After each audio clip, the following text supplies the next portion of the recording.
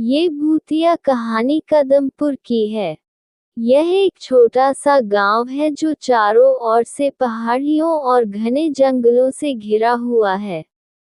गांव के एक और कुछ पुरानी बंजर जमीनें पड़ी और हवेली थी जो वर्षों से ऐसी ही बंद पड़ी है। कदमपुर के लोग उस पुरानी हवेली और बंजर जमीन की तरफ कोई भी नहीं जाता है, क्योंकि यहाँ रात होते ही अजीब अजीब तरह की आवाजें आती थीं। गांव के बड़े बुजुर्ग लोग कहते थे कि वहां पर एक चुड़ैल का वास है। इस गांव के लोग रात में वहां जाने से डरते थे। एक दिन गांव के 4 दोस्तों ने ये तय किया कि वे उस पुरानी हवेली और बंजर जमीन की सच्चाई जानेंगे और लोगों के सामने इसकी सच्चाई लाकर रहेगा। लेकिन गांव वालों ने उन्हें ऐसा करने से मना किया, लेकिन वे नहीं माने। फिर वे चरों एक रात को जब सब सो गए, वे चुपके से वहां छुपते छुपाते पहुंच गए।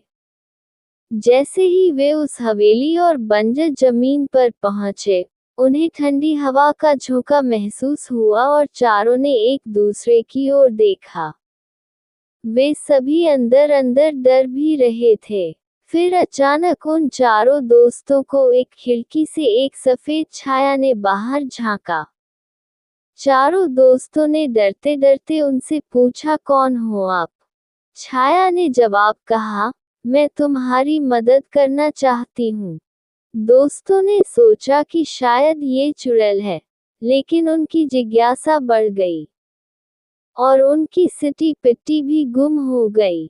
लेकिन हिम्मत से काम लिया। उन चारों ने बताया कि हम सच जानना चाहते हैं। चुड़ैल ने बताया, मैं यहाँ पर क्यों हूँ? मेरे साथ बहुत बुरा हुआ था और अब मैं इस जगह फंसी हुई हूँ। उसने कहा कि उसके पास एक पुरानी काली मिर्च की थैली है, जो उसके परिवार की यादगार थी। चारों दोस्तों ने उस चुड़ैल को आश्वासन दिया कि वे उसकी मदद अवश्य करेंगे। फिर अगले दिन उन लोगों ने यह बात गांव वालों को बताई। उन लोगों ने एक तांत्रिक को भी बुला लिया। फिर उन्होंने मिलकर उस जगह की खुदाई शुरू की।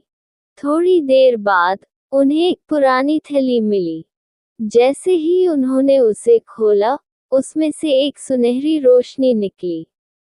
फिर तांत्रिक बाबा ने अपने मंत्रों से उस चुड़ैल को मुक्त किया।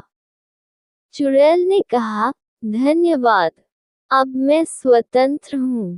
और अचानक वह रोशनी में बदल गई और गायब हो गई, और वे अपने चुड़ैल लोक में चली गई। उस दिन के बाद से कदमपुर गांव में न तो कोई अजीब आवाज आए और न ही किसी चुड़ैल का कोई निशान रहा। फिर चारों दोस्तों ने अपने अनुभव को सबको बताया, और सभी ने मिलकर उस जगह को एक सुंदर से पार्क में बदल दिया।